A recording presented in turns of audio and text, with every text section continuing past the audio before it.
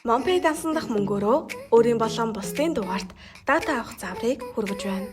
Эхлээд MonPay аппликейшн руу өөрийн дугаараар нэвтэрч ороод нүүр хэсэгт байрлах цэнэглэгч карт хэсэг рүү орно. Цэнэглэгч карт дотроос Mobicom цэнэглэгч карт хэсгийг сонгон орж дата хэсэг дээр дарна.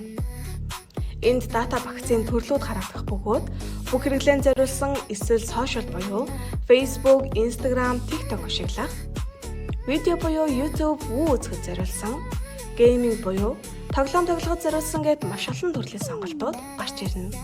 Та өөрийн хэрэглээндээ тохируулсан дата багцаа сонгоод сонгосон багцын мэдээллийг баталгаажуулан үргэлжлүүлнэ.